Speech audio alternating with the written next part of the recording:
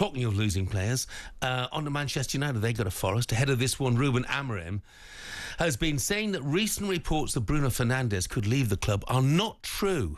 I want Bruno here because, like I said, in maybe in the lowest moments of our season, we want to win the Premier League again. So we want the best players to continue with us. And this is 29, I think, but he's still so young because he plays 55 games every season. Between assists and goals, he's there for 30 at least. So he's the type of player that we want here, so he's not going anywhere. Yeah, and so many of his goals for Manchester United this season have been point-saving or game-winning goals, not insignificant. He's vital. But look, I like Ruben Amorim. I know he listens to the show, but I'm sorry, it won't be down to Ruben Amorim whether they sell Bruno Fernandes or 100%. not. No, you're absolutely spot on.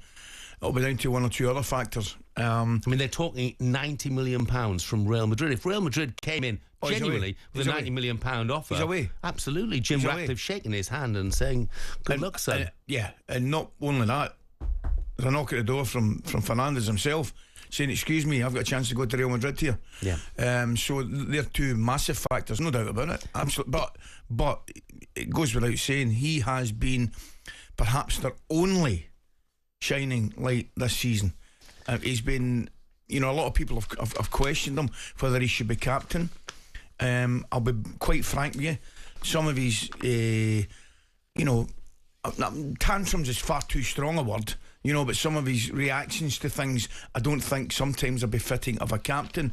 But I tell you what, you cannot argue with the way he's performed, and he's led by example like a captain should. So he would be an absolute savage loss to Manchester United. I mean, you wonder, I know it's been asked, where would they be without him, know? Well, it's a scary prospect because, he is the as you say, so he's the piece of quality, the piece of supreme quality within that team that keeps them ticking over, really. And you know something, Jeff, you could actually make an argument that he would be better with a better quality of player around them. Yeah, no question.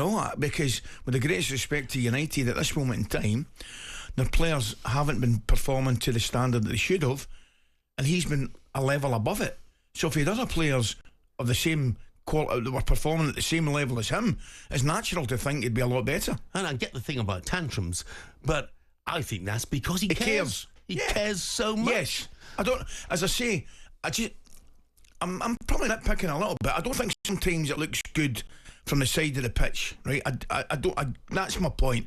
But there's no doubt the reason he's doing it is because he cares. He's not doing it for any other reason. He's not doing it for attention. He's doing it because he cares. I just think sometimes it doesn't look great. Like you mentioned there, Forest against Manchester United tonight. Bruno Fernandes all over the back pages today. Ruben Amorim saying he's not for sale after those links to Real Madrid. Those rumours starting to swirl.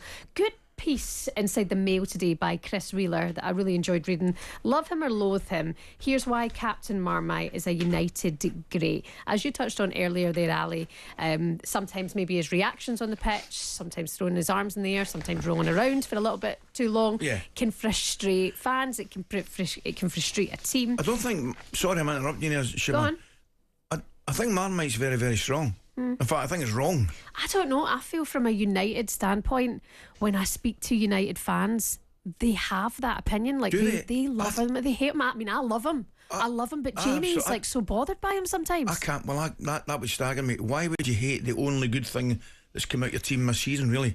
I mean, okay, and I'm the one that's saying sometimes he throws his hands up and all that, and it's not a good look. I think it's just that. It's got to be that. Yeah. Because you cannot argue or dispute what he has given Manchester United. Without Bruno Fernandes this season, Manchester United would be battling to stay out of the bottom three. I agree. Mm-hmm. Well, they actually would. Yeah. I mean, they would statistically.